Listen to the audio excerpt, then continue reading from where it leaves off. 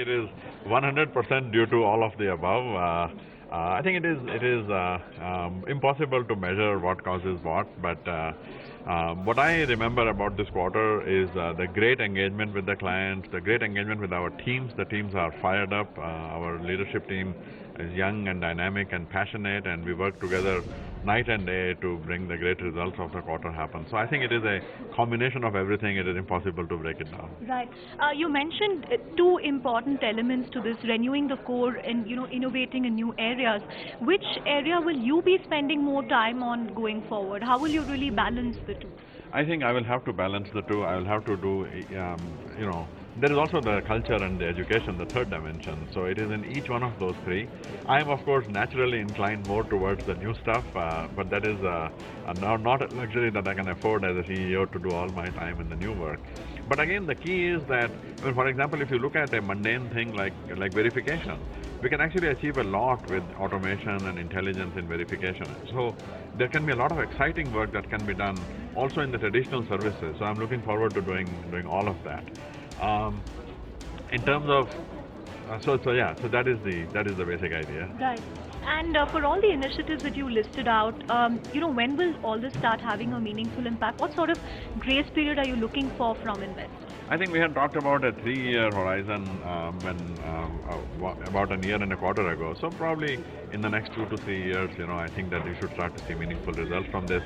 But the key is that it is not that we want to wait until then and not do anything new until then. All the new things that we have started have already started to produce results.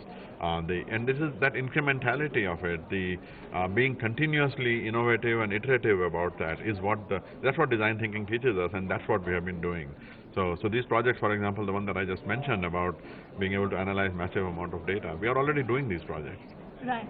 And how will you really pick and choose battles, Vishal? Because it's really going to be difficult, for you to battle competition on just about every front.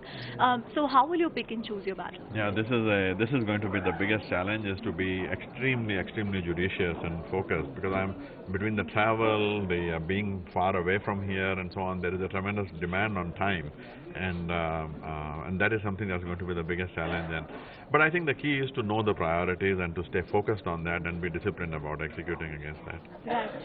As CEO, you have a cash pile of about $5 billion at your disposal.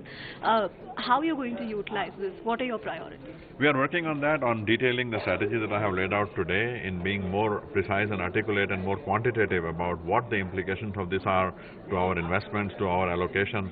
But the key is that we are a growth company. We want to be focused on growth and innovation, and so we see a great opportunity to take advantage of that cash towards growth in many different ways.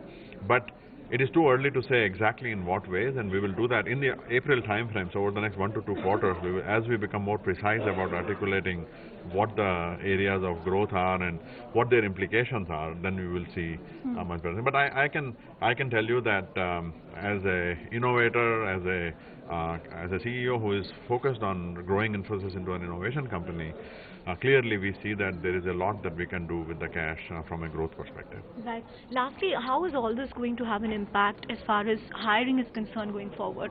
I mean, because the IT sector has really been a major source of employment for engineers in the country. Is that going to change going forward, the way you look at hiring going?